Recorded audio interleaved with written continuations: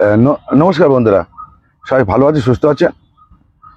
আপনাদের খেয়াল রাখবেন, ভিডিওগুলো ফলো করলে কি হবে, আমি কিছু কিছু ভিডিওর উত্তর, আগের ভিডিও বা আপনাদের কিছু কিছু প্রশ্ন করছেন যারা, তাদের ভিডিওর মাধ্যমে উত্তর আমি কিছু দিয়ে দেবো। হয়তো সবসময় আপনাদের এর মাধ্যমে দেওয়া সম্ভব হচ্ছে না, হয়ে উঠছে না, বা মিসিং করছে, আমরা ভুল ভুল করে ফেলছি হয়তো। কিছুটা দিতে পারছি, কিছুটা দিতে পারছি না। তার চেষ্টা, আমরা যা যা প্রশ্ন করছেন আর কি, সেই প্রশ্নগুলোর উত্তর আমরা পরবর্তীকালে ভিডিওতে যদি নিয়মিত রাখেন, তাহলে ওই ভিডিওর উত্তর আমাদের দিয়ে দেবো। প্রথমেই উত্তরগুলো দিয়ে দিই, তারপর কোন টপিক নিয়ে আমরা কাজ করছি সেটা বলে দিচ্ছি। উত্তর হচ্ছে, আপনাদের একজন জবা গাছ নিয়ে বলেছেন, অস্ট্রেলিয়ান আমেরিকান জবা। প্রথম দিকে তার তিনি ফুল নেননি, পরবর্তীকালে ফুল নিতে যাচ্ছেন, কুড়িগুলো ঝরে পড়ে যাচ্ছে। অস্ট্রেলিয়ান আমেরিকান জবারা এই গরমে খুব ভালো বেশি ফুল দেয় না, ওরা শীতে ভালো ফুল দেয়। খেয়াল রাখবেন, গাছটাকে একটু ট্রিটমেন্ট করবেন। আর যদি ফুল দাঁড় করাতে হয়, তাহলে কি করবেন, আপনার লাল পটাশ খুব অল্প ব্যবহার করবেন। আর হচ্ছে মাইক্রোনিউট্রিয়েন্ট, যে কোনো মাইক্রোনিউট্রিয়েন্ট খাওয়ার, যে কোনো মাইক্রোনিউট্রিয়েন্ট বা অনুখাদ্য আর কি, যাই বলুন, যেটাই বাজারে পাওয়া যায় আপনাদের কাছে, সেটাকে নিয়মিত একটু দেবেন। সপ্তাহে একদিন করে দিন, টবের মধ্যে ছড়িয়ে দিন। দানা আকারে পাওয়া যায়, মাটির সঙ্গে সয়েল ম্যাগনেসিয়াম, উপরেও কিছু কিছু আছে, উপরেও স্প্রে করা যায়। চেষ্টা করুন উপরেও স্প্রে করবেন, আবার মাটিতেও দেবেন, মাটির সঙ্গে মিশিয়েও দেবেন।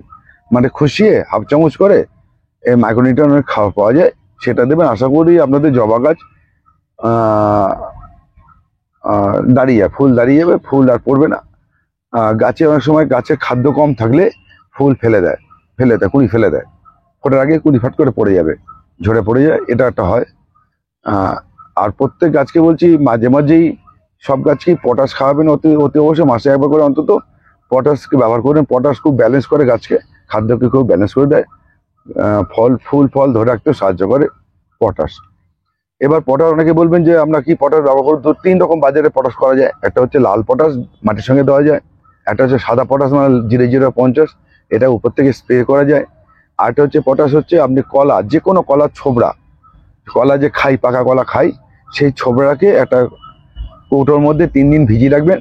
ভিজিয়ে রেখে কৌটোর মুখটা আটকে দেবেন। কৌটোর মুখটা আটকে দিয়ে সেই জলটাকে আমরা গাছের গোড়ায় ব্যবহার করতে পারেন। এটা হচ্ছে, এই পটাশটাও আপনার কাজে লাগবে। কলার খোসাটাকেও, কলার খোসা যে আমরা খাই বাজারে, যে কোনো কলাই হোক, কাঁঠালি কলা হলে ভালো হয়। যদি না পান, যে কোনো সিঙ্গাপুরি কলা হোক, যে কলাই খান, সেই কলার খোসাটাকে একটা কৌটোর মধ্যে দিয়ে জল দিয়ে ভিজিয়ে রাখবেন। 3 দিন পর বা 4 দিন পর সেই জলটাকে আপনারা গাছে ব্যবহার করবেন। আজকে যে এবারে মূল জায়গায় চলে আসি। এইবারে আর একটা ব্যাপার হচ্ছে, যেহেতু বর্ষা নেমে গেছে, বর্ষা হচ্ছে, আবার বর্ষা বন্ধ হচ্ছে, এর প্রতিকারটা আমি বলে দিচ্ছি এইটা শেষে। মানে এই চন্দ্রমল্লিকার, আজকে আমরা যে টপিকটা রাখছি সেটা চন্দ্রমল্লিকা সেকেন্ড পটিং। এই পটিংটা করে যাওয়ার পর আপনাদের ওটাও বলে দেবো, ওটা সব গাছের ক্ষেত্রে প্রযোজ্য হবে, সেটা বলে দিচ্ছি।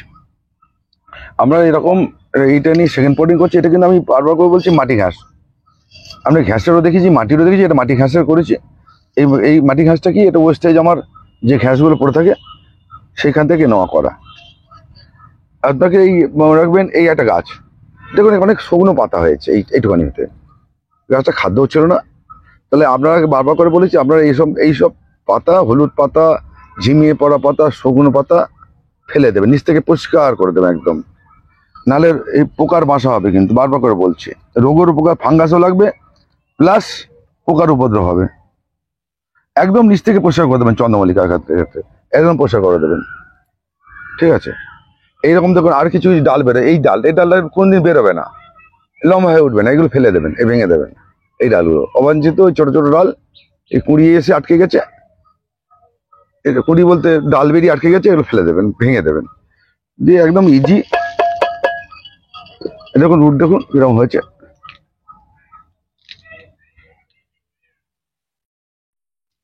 এবার এটা দেখাচ্ছি আপনাকে, এটা খুলতে গিয়ে একটা জিনিস দেখাচ্ছি আপনাদের। এখানে দেখুন, আপনি ক্যামেরা ধরা যাবে কিনা, ছোট ছোট পিঁপড়ে ঘুরে বেড়াচ্ছে। এই যে পিঁপড়ে ঘুরে বেড়াচ্ছে, এই ক্যামেরা আসবে কিনা জানি না, পিঁপড়ে ঘুরে বেড়াচ্ছে। আমি ওই জন্য আপনাদের বারবার করে বলেছি যে আপনারা এই ডালটা এখন ভেঙে যেতে পারে, এই জন্য এটা বেঁধে রাখবেন আপাতত। তারপরে লাঠি ব্যবহার করবেন, বা চারিদিকে ব্যারিকেড তৈরি করবো, সেই ব্যারিকেডও দেখিয়ে দেবো। এখন আপাতত সুতো দিয়ে বেঁধে রেখে দেবেন, ডালগুলো যেন না ভেঙে যায়, এই পটপট করে খুলে যায় চন্দ্রমল্লিকার গাঁট থেকে, এই গাঁট থেকে, ওই জন্য একটা সুতো দিয়ে বেঁধে রাখবেন। হ্যাঁ, পরে আপনাদের যখন এর পরবর্তীকালে যখন আবার রিং পরাবো তখন দেখিয়ে দেবো রিংটা কীভাবে পরাবেন আর কীভাবে করবেন। ঠিক আছে, এবার কি হচ্ছে, ওই জন্য আমরা বলি, এই জন্যে এই ফিরোডনের কথাটা বলি, যাতে পিঁপড়ে না হওয়ার জন্য। আমি সব গাছই ফিরোডন ব্যবহার করি, তা সত্ত্বেও আমার হয়ে যায় কিছু সময় পরে দেওয়া হয় না। তাহলে এই গাছটাকে ঠিক এরম করে আমরা বসিয়ে দেবেন এই ঘ্যাস মাটিতে। ঘ্যাস মাটি দিলে কি হবে, আপনার দিনে একবার জল দিলে হয়ে যাবে, এতে কিছু খাদ্যগুণ, মাটির সঙ্গে কিছু খাদ্যগুণ থাকে। আর পুরো ঘ্যাসে করলে আপনাকে দিনে 2বার জল দিতে হবে, এবং আপনাকে একদিন অন্তর একদিন রাসায়নিক খাবার ব্যবহার করতে হবে, কিছু করার নেই, খাবার ব্যবহার করতে হবে। রাসায়নিক জৈব দুটি ব্যবহার করা যায় ঘাসে। আর এতে এতে আপনি সবই দিতে পারবেন, সব রকম খাদ্য। কিন্তু এটা পটিং করার পরই খেয়াল রাখবেন, একে M45 ফাঙ্গিসাইড জল দিয়ে দেবেন। এবারে কিন্তু এবারে এবারে এই গাছটা যদি বড় হয়ে গেছে, এর ট্রিটমেন্টটা কিরকম হবে, এটাকে দুবার আপনি 1200 খাওয়াবেন, আর একবার হিউমিক অ্যাসিড খাওয়াবেন। হিউমিক অ্যাসিড নেই, তাহলে করে এই দিন 10 ট্রিটমেন্ট চলবে। দিন 10 ট্রিটমেন্ট পর থেকে আপনি এবার একে রাসায়নিক খাওয়ার আর খোলের জল ব্যবহার করতে পারেন। সপ্তাহে একদিন করে খোলের জল দেবেন। ভাতের ফ্যানটাকে ফেলবেন না, ভাতের ফ্যানটা 2-3 দিন পচিয়ে খোলের জলের সঙ্গে মিশিয়ে নেবেন। 100 গ্রাম খোল 10 লিটার জল হবে। দরকার হলে 15 লিটার জল করতে পারেন, কিন্তু 10 লিটার জলের কম নয়। সেই জলটা সপ্তাহে একদিন করবেন।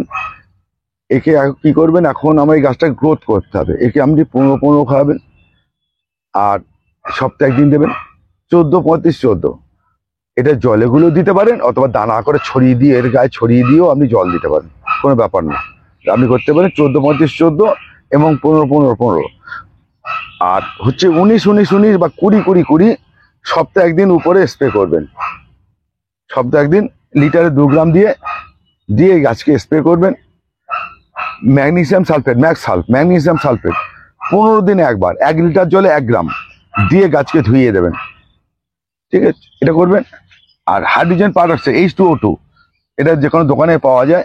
লিটারে যদি 6% হয়, লিটারে 5 ml জলে গুলে গাছকে চান করিয়ে দেবেন মাসে 2বার। মাসে 2বার গাছকে চান করিয়ে দেবেন। খেয়াল রাখবেন চন্দ্রমল্লিকার ক্ষেত্রে মাটির বসান, ঘ্যাসে বসান, মাটি ঘ্যাস বসান, খেয়াল রাখবেন যেন জল না জমে যায়। জল দেখবেন হয়তো আপনি মাটি ঘ্যাসে করেছেন, নিচে ড্রেনেজ ব্যবস্থা আটকে গেছে, জল জমে যাচ্ছে, কিন্তু ক্ষতি হয়ে যাবে, খেয়াল করবেন। এইটা কিন্তু খেয়াল করতে হবে চন্দ্রমল্লিকার ক্ষেত্রে।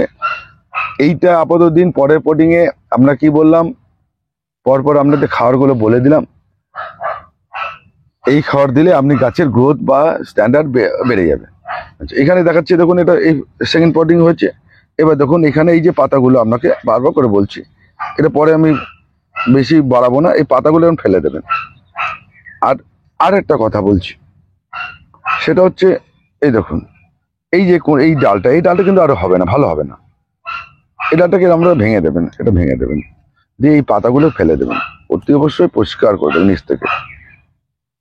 আপনার যখন এটা ফুল হবে, গোল হয়ে যাবে, তখন এই নিচে ডাল পাতা আছে কি ডাল আছে কেউ দেখতে পাবে না।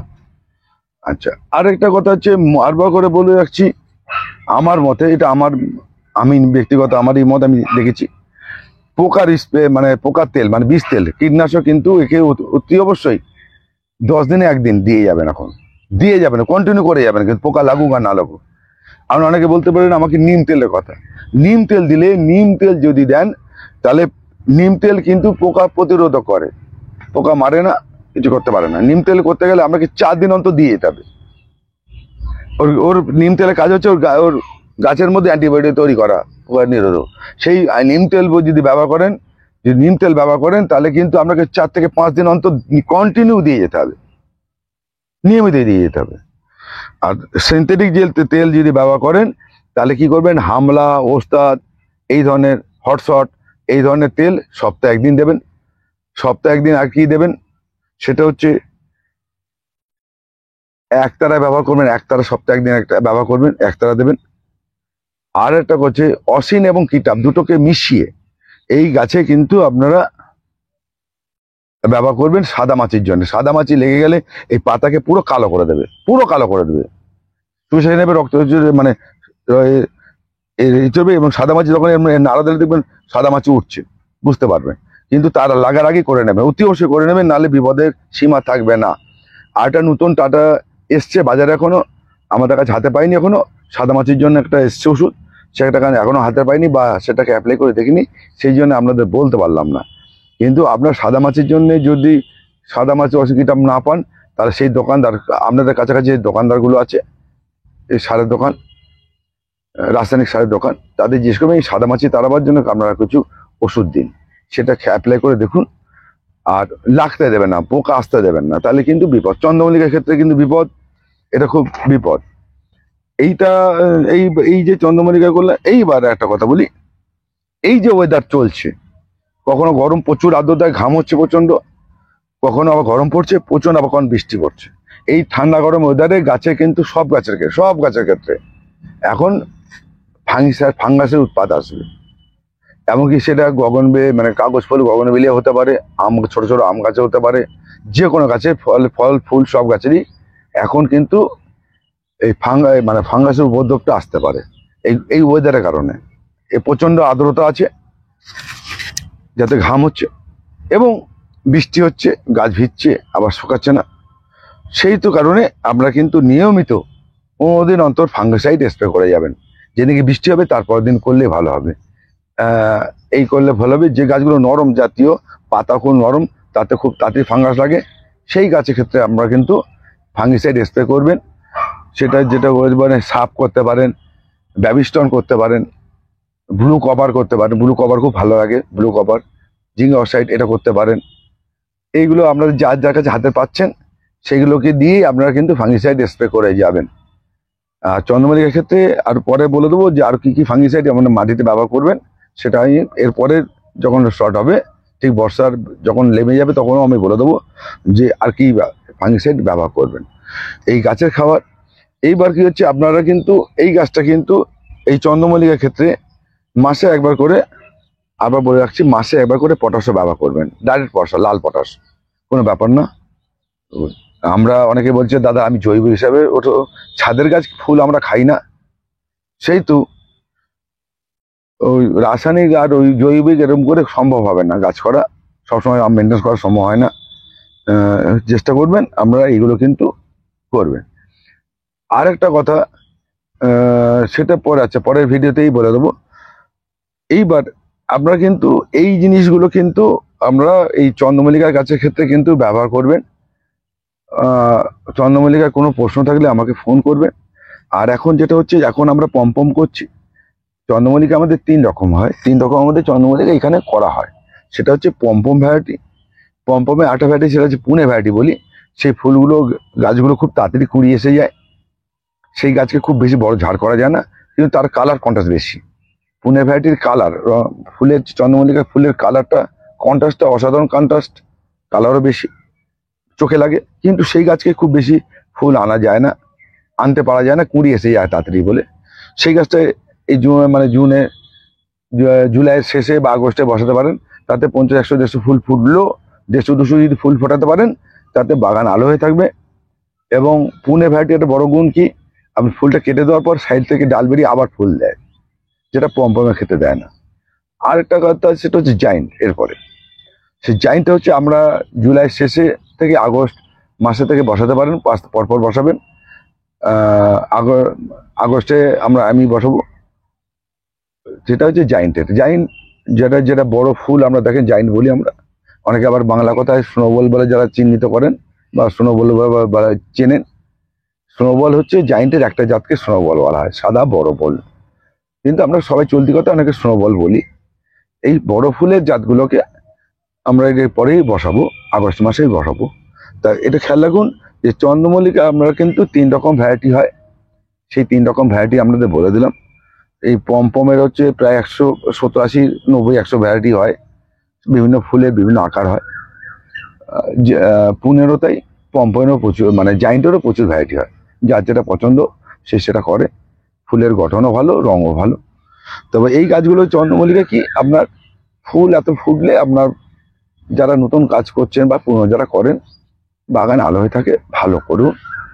কোনো সমস্যা হলে বা কিছু না বুঝতে পারলে আমাকে ফোন করবেন, কিন্তু আপনাদের বারবার করে অনুরোধ করছি, সেটা হচ্ছে সন্ধ্যে 7টা থেকে 10টা।